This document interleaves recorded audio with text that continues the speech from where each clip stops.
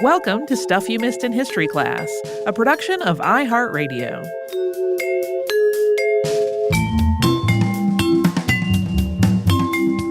Hello and welcome to the podcast. I'm Tracy B. Wilson. And I'm Holly Fry. Today, we are going to talk about Methodist minister William Apess.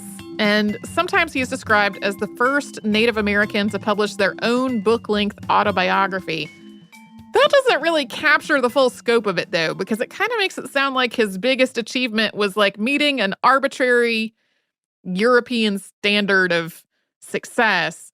His whole body of work, though, including that autobiography, in a way turned that whole idea on its head. He was using European rhetoric as a tool to demonstrate the shared humanity of Indigenous people and to advocate for autonomy and self-determination, and also to point out a lot of injustice and hypocrisy on the part of white society, and in particular white Christians.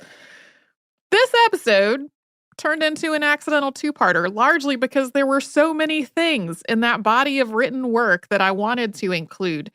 So today, we're going to talk about the first part of William Apess's life. That is the part that was covered in his autobiography, and that lay the ground for his later work and his later advocacy. Heads up, though, this episode includes some violent racism and also the abuse of a child, and we're going to be talking about Apess's struggles with alcohol. William Apess was born William Apes with one S on January 31st, 1798 in Coleraine, Massachusetts. He added that second S to his last name as an adult. Coleraine is north of Northampton and Amherst, right on the border with Vermont. William's father was also named William and had both Pequot and European ancestry. The elder William was a shoemaker and, like other men in their extended family, he had served as a soldier. William Apess's mother is usually described as his father's wife, Candace, who probably had both Indigenous and African ancestry. But it's possible that Candace was really the younger William's stepmother. She was enslaved by a man that William's father worked for. That was Captain Joseph Taylor of Colchester, Connecticut. Taylor manumitted Candace in 1805, and it's not really likely that she would have been in Coleraine before that point, because Coleraine and Colchester were roughly 90 miles apart and in two different states. William Apess's autobiography definitively says that he was born in Coleraine, though, and that the family moved to Colchester after that. Apess's autobiography also says that his grandmother told him he was descended from Wampanoag Sachem Metacomet, who colonists called King Philip. But he doesn't describe Metacomet as Wampanoag. He describes him as Pequot, and these are two different Algonquian-speaking peoples. This error likely came from the work of Elias Boudinot, a white politician and president of the Second Continental Congress. Boudinot wrote a book called A Star in the West, or A Humble Attempt to Discover the Long-Lost 10 Tribes of Israel, preparatory to their return to their beloved city, Jerusalem. And that book argued that North America's indigenous peoples were descended from a lost tribe of Jews. Apess reworked portions of this book into an appendix in the second edition of his autobiography. So if this is indeed an error that Apess picked up from Boudinot, there's some irony here, because when Apess's autobiography was first published, critics took note of it, and they used this error as evidence that Indigenous people's recording of their own history was wrong. But that was not Apess's recording of his own history. Boudinot, who had written that error, was white. And just to be clear, in case this name is ringing a bell for anybody, there's also a Cherokee man who adopted Elias Boudinot's name after meeting him. We actually talked about this other Elias Boudinot on the show before in our episode on the Foreign Mission School in Cornwall, Connecticut, and he is also going to come up in part 2 of this episode. There has been a lot of writing about whether this was intentional on Apess's part or just a simple error picked up from Boudinot's work, or whether it was a rhetorical device, or whether Apess had a Pequot ancestor who took refuge with the Wampanoag after the Pequot War in 1636 and 1637, in which hundreds of Pequots were killed. Many of the Pequot survivors of that war were enslaved by the colonists, and many of those who were not took refuge with other Algonquian-speaking nations. Or Perhaps it was that Apess's mother was Pequot and his father was Wampanoag. What is clearest is that Apess identified himself as both Pequot and as a descendant of King Philip. There is a bit more on the Pequot War and on Metacomet in our episode on King Philip's War from February 19th, 2020, that will also come up again in part 2. So to return to William's childhood, something seems to have caused a rift in the family after they got to Colchester. They were incredibly poor, and William's parents were trying to support the family primarily by making baskets that they could sell to white people, and that was one of only a very few ways that most Indigenous people in the area were able to earn an income. His parents ultimately separated, and his father went back to Coleraine. Candace then left William along with 2 brothers and 2 sisters with her parents. In his autobiography, Apess describes this as a time of cruelty and deprivation, with both his grandparents misusing alcohol and neglecting him and his siblings. Then, when he was 4, his grandmother beat him severely. His uncle was living with them and managed to get William away from her, and he went to a white neighbor named David Furman for help. Furman had already shown interest in the family, doing things like bringing milk for the children. When Furman realized that William's arm was broken in 3 places, he went to the town's select board and he asked to have William and his siblings removed from their grandparents' care. In his autobiography, Apess wrote of this, quote, "I suppose that the reader will naturally say, what savage creatures my grandparents were to treat unoffending or helpless children in this manner. But this treatment was the effect of some cause. I attribute it in part to the whites, because they introduced among my countrymen ardent spirits, seduced them into a love for it, and when under its baleful influence, wronged them out of their lawful possessions, that land where reposed the ashes of their sires." The day-to-day lives of William and his siblings seem to have been somewhat more stable with the Furmans than they were with their grandparents. He describes the Furman family as treating them tenderly and like their own children. This was also when William got his only formal education, attending a school for black children during the winter. This was the typical schedule for boys since they had to work during the warmer months. William went to the school for 6 winters. At the same time, though, William's account of his time with the Furmans includes multiple instances in which his treatment was far from tender. Furman's discipline could be harsh, including flogging or threatening to flog him. At one point, William was sick, and the doctor couldn't figure out the cause, and David Furman decided it was the work of the devil, and he tried to whip the sickness out of him with a birch branch. The Furmans were also Christians, and they raised William and his siblings as Christian while also generally trying to assimilate them into white society. And a lot of what William heard about Indigenous people while living there was negative. He was threatened with being sent, quote, to the Indians in the woods as a punishment if he misbehaved, and most of the people around him described Indigenous people as savage and dangerous. He internalized all of this to the point that when he saw some women in the woods while out gathering berries, women he described as having complexions, quote, dark as that of the natives, he was terrified of them and he fled. William managed to maintain at least some connection to his Pequot identity in spite of all of this, but it was clearly traumatic and very alienating. William's relationship with the Furmans evolved into an indenture as William got older. We'll talk about that after a quick sponsor break.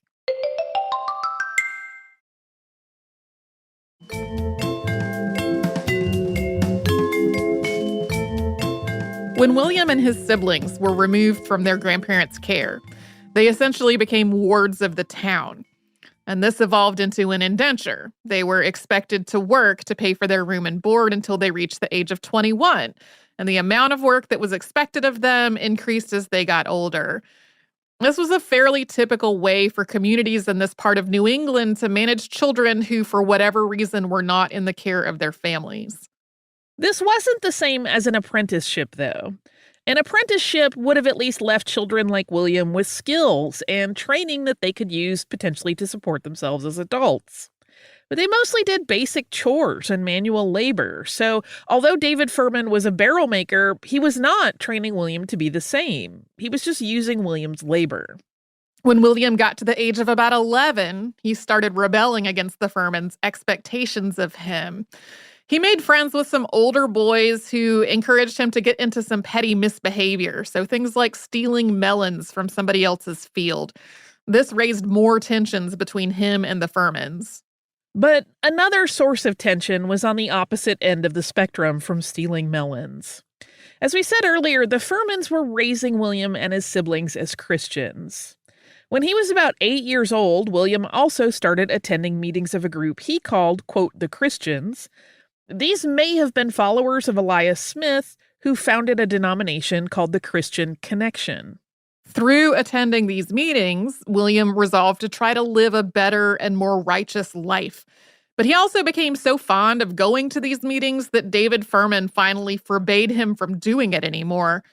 The tensions between William and Furman became more complicated when Furman's mother-in-law died. William had been extremely fond of her. One of William's older friends finally persuaded him to run away, but then told Furman about their plan.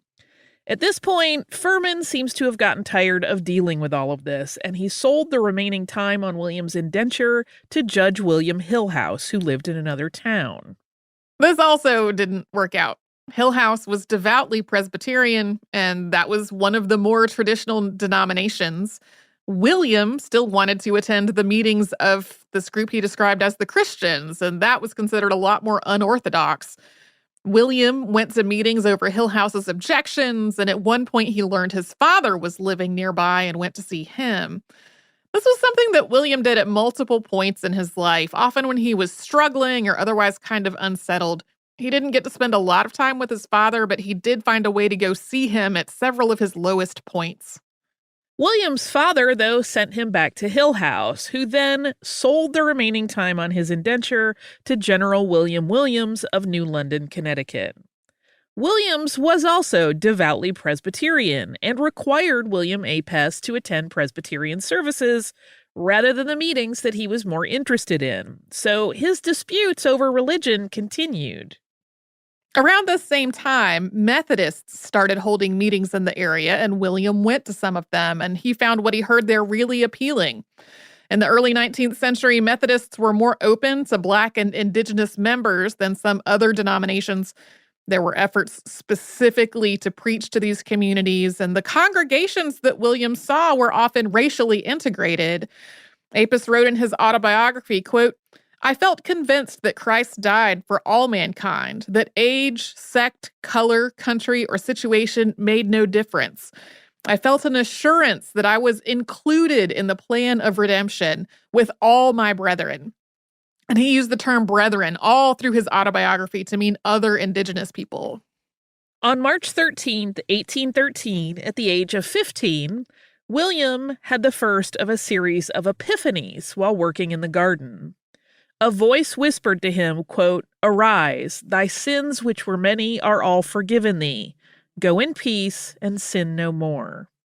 But the family of General William Williams was deeply opposed to William Apess's increasing religious devotion. They told him he was too young to be making these kinds of decisions for himself and started refusing to allow him to go to Methodist meetings. They gave him permission to attend only sometimes and then pretty grudgingly. William finally decided to leave with another boy named John. They took all of the money that William had and they headed for New York. However, one of the first things they spent some of William's money on was a bottle of rum, which was the start of his lifelong struggle with alcohol. Once William and John finally got to New York, John got a job on a sailing vessel, and he left William to fend for himself. William did this by enlisting in the militia. This was during the War of 1812, and it's possible that he wanted to follow in his father's footsteps by becoming a soldier. But at the age of only 15, he wasn't considered old enough to actually fight. He told recruiters he was 17. They did not seem to have believed that because they made him a drummer. He wrote of this time, quote, I became almost as bad as any of them, could drink rum, play cards, and act as wickedly as any. I was at times tormented with the thoughts of death, but God had mercy on me and spared my life. In spite of his age, he also wound up in combat.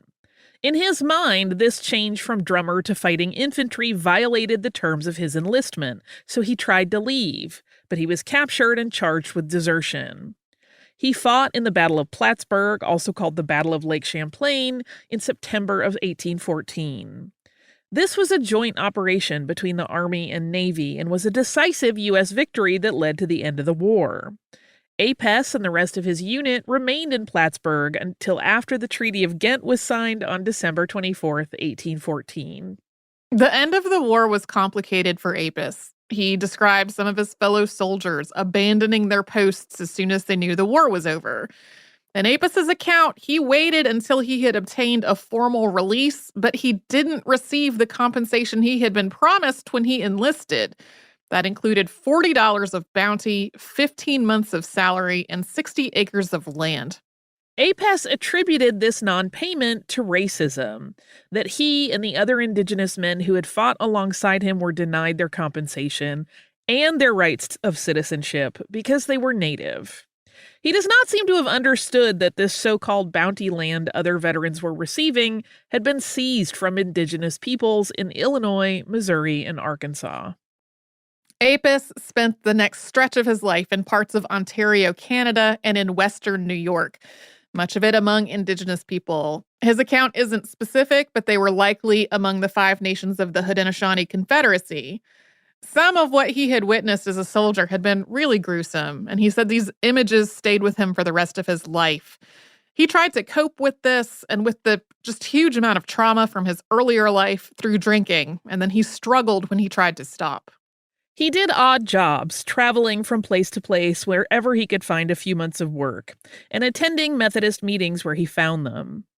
This period of his autobiography reads a little like 2 steps forward, 1 step back, sometimes finding himself in the company of spiritual people who helped him refocus his life, but other times with people who were often intoxicated or otherwise struggling.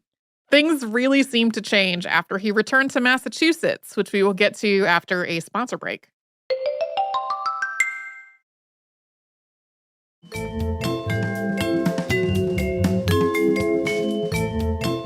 In the fall of 1818, William Apess made his way to Groton, Massachusetts, which is northwest of Boston. His aunt Sally George lived there. He was reunited with her and with multiple other members of his family, most of whom had not seen him in years. A lot of them had thought that he must be dead. His aunt was Methodist, and he went to Methodist meetings with her. Of everybody in his family, she really seems to have been the most supportive of his spiritual pursuits. But it was still hard. In his words, quote, "My soul was weighed down on account of my many transgressions." Eventually, though, Apess started to feel that he had been called for a spiritual purpose. First, by feeling that it was his duty to call sinners to repentance. Having come to this realization at a camp meeting, quote, "I found all impediment of speech removed. My heart was enlarged. My soul glowed with holy fervor, and the blessing of the Almighty sanctified this, my first public attempt to warn sinners of their danger and invite them to the marriage supper of the Lamb. I was now in my proper element, just harnessed for the work with the fire of divine love burning on my heart." In December of 1818, Apess was baptized. Not long after that, he went to visit family in Coleraine, and there, quote, "The Lord moved upon my heart in a peculiarly powerful manner, and by it I was led to believe that I was called to preach the gospel." This wasn't just about his own well-being. He saw that a lot of other Indigenous people were also struggling and thought many of them were being harmed by white missionaries who didn't actually care for their well-being. So this gets a little complicated. In previous episodes of the show, we have talked about multiple efforts to use religion, specifically Christianity, as a tool to, quote, assimilate Indigenous people into the white world. And places like the residential schools in the US and the boarding schools in Canada, Christianization was an act of cultural genocide and a means for separating Indigenous students from their families and their tribal and cultural heritage. Apess himself had lived through this on kind of a more limited level by being taken from his grandparents' care and placed with a white family who were trying to do a lot of the same thing. But Apess's approach to all of this was slightly different.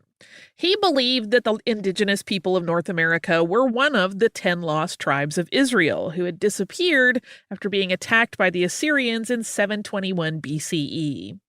So he saw Christianity as part of his indigeneity, and he used it as part of his advocacy for indigenous rights and tribal sovereignty.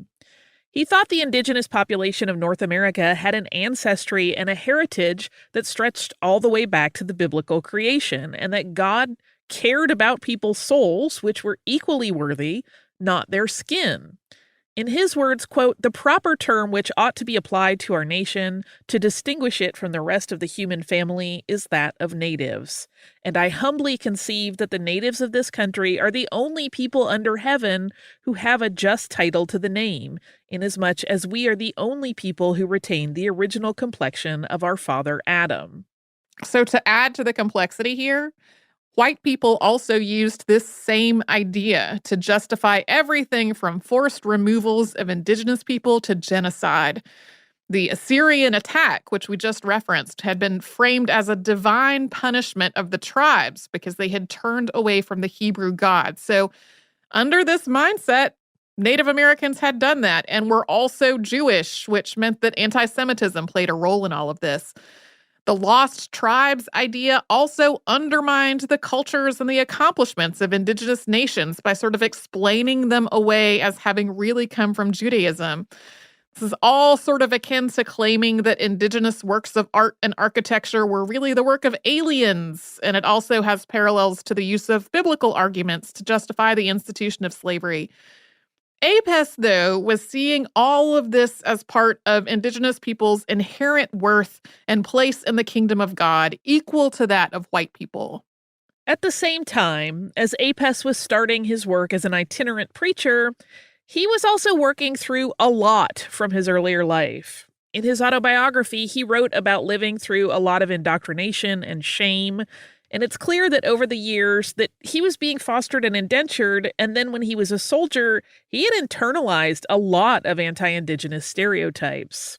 For example, he wrote, quote, "I thought it disgraceful to be called an Indian. It was considered as a slur upon an oppressed and scattered nation, and I have often been led to inquire where the whites received this word, which they so often threw as an opprobrious epithet at the sons of the forest. I could not find it in the Bible, and therefore concluded that it was a word imported for the special purpose of degrading us." But ultimately, he saw the souls of all humanity as having the same inherent connection to God. In his Experience of the Missionary, which was published later on as part of his work, The Experience of 5 Christian Indians of the Pequot Tribe, he wrote, quote, "The white man finds so much fault because God has made us thus. Yet if I have any vanity about it, I choose to remain as I am and praise my Maker while I live, that Indians he has made." In December of 1821, Apess married a woman named Mary Wood of Salem, Connecticut, who was about 10 years older than he was. Some sources describe her as white, but Apess describes her as, quote, "nearly the same color as myself." They had met at a Methodist meeting where he was preaching, and they went on to have at least 2 children. They established a home in Providence, Rhode Island, but he traveled all over New England preaching, sending money back to the family. A lot of the congregations he drew were Black and Indigenous, but there were also white people, some drawn by curiosity and some drawn by his reputation as a preacher. At first, he wasn't formally ordained, and the Methodist Church hadn't authorized him to preach in any way. Eventually, he got an exhorting license. It's basically a license to work as a lay minister. On April 11th, 1827, he went through the exams that were required to become formally ordained in the Methodist Church, which was then known as the Methodist Episcopal Church. At this point in history, the process of becoming ordained required an examination by a committee, and it was possible for a person to become qualified to be ordained through self-study. It was not like today where people go to seminary and essentially get an advanced degree in a religion first. He thought his examination had gone well. And afterward, the committee told him that the church didn't know enough about his character to ordain him. The committee advised him to just renew his license to exhort, which led him to ask, quote, "As this conference refused me a license to preach on the ground that its members did not know enough of my character, had they any right to grant a license to exhort at the same time that they refused one to preach?" His conclusion was that even though the Methodist Church said that it welcomed people of all races, this denial was because of his race. So he left the Methodist Episcopal Church to join another faction of Methodists called the Protestant Methodist Church. The Protestant Methodist Church ordained him on August 8th, 1831. In between his examination with the Methodist Episcopal Church and his ordination with the Protestant Methodist, he published his autobiography. That was A Son of the Forest, the experience of William Apess, a native of the forest. This was the first of 5 books that he would write over the next 7 years, and it documented his life up to his decision to leave the Methodist Episcopal Church at the age of 31. Yeah, it was published before he added that second S to his last name. He published a second edition in 1831. That's one that, for some unclear reasons, softened a lot of his criticisms of the Methodist Episcopal Church. It took out a lot of naming names he had done about the people who had prevented him from becoming ordained and a lot of his justifications for joining the Protestant Methodists. The reason that's given in the text itself was that he had slightly abridged the earlier version to make room for an appendix, which, as we said earlier, included a lot of Elias Boudinot's A Star in the West. He also published a sermon in 1831 titled The Increase of the Kingdom of Christ, and that included an appendix as well, this one called The Indians, the 10 Lost Tribes. These publications were coming out alongside a massive and horrific injustice that the United States committed against Indigenous nations and peoples. Multiple states had been trying to forcibly remove their Indigenous population, and on May 28, 1830, President Andrew Jackson signed the Indian Removal Act into law. This set the stage for the forced removal of Indigenous peoples to land west of the Mississippi River. Sometimes this is called the Cherokee removal, but it targeted multiple other nations as well, including the Chickasaw, Choctaw, Muskogee Creek, and Seminole.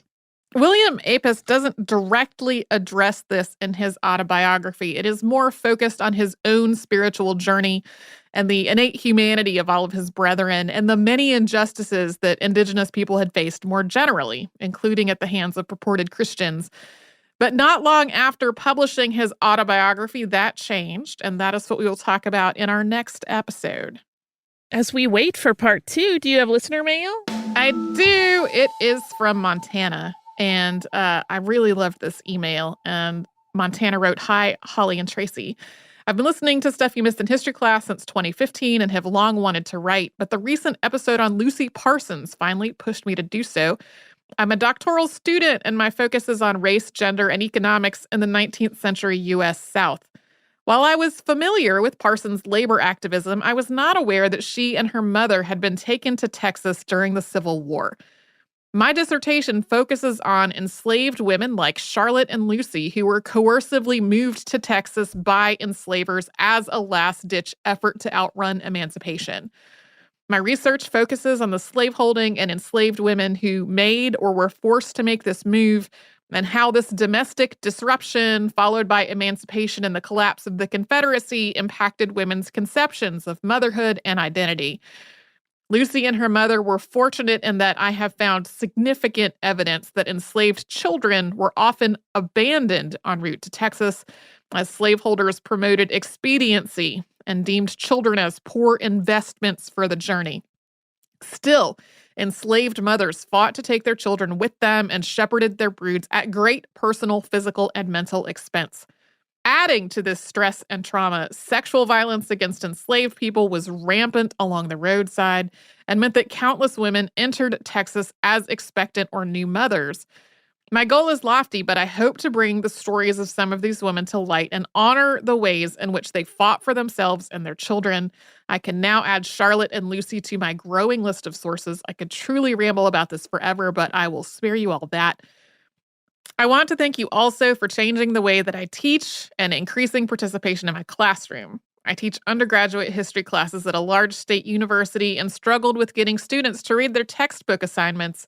I decided 2 years ago to forego textbooks altogether and instead assign one podcast and a handful of primary source readings each week. Not only does this spare my students from having to purchase expensive books they won't reuse, I've found that students are far more interested and engaged since making the switch. Stuff You Missed in History class has become a syllabus staple for me. I'm also attaching pictures of my kitties for you. I love any opportunity to brag about them. Millie is our oldest girl, a white calico. Ash is our orange friend. Opal is our fluffy princess. And Pip is our blind little rascal. I take my comprehensive exams next week and I promised myself a celebratory cat tattoo when they're finished. I apologize for this novella of an email. Please don't apologize for this novella of an email. This is great, and it made both of us cry. Yes. Thank you. Thank you for your time, hard work, your compassion, and your humor each episode. I hope that you're both well. Montana, thank you so much for this email, Montana. Number one, what a great doctoral project. Yes. I am so glad this is work that someone is doing. The biography of Lucy Parsons that I read referenced that this relocation from where they were into Texas was probably basically a forced march, and it would have been awful.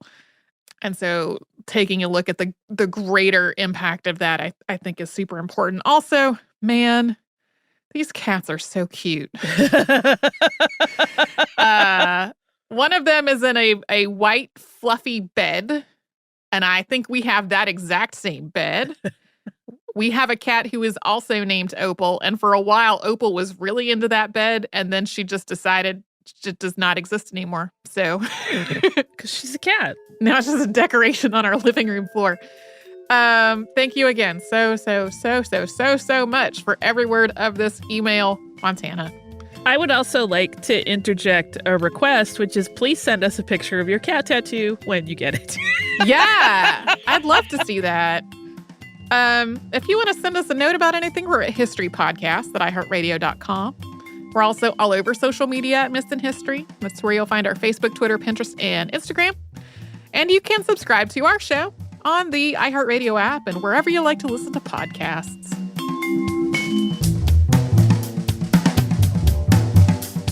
Stuff You Missed in History class is a production of iHeartRadio. For more podcasts from iHeartRadio, visit the iHeartRadio app, Apple Podcasts, or wherever you listen to your favorite shows.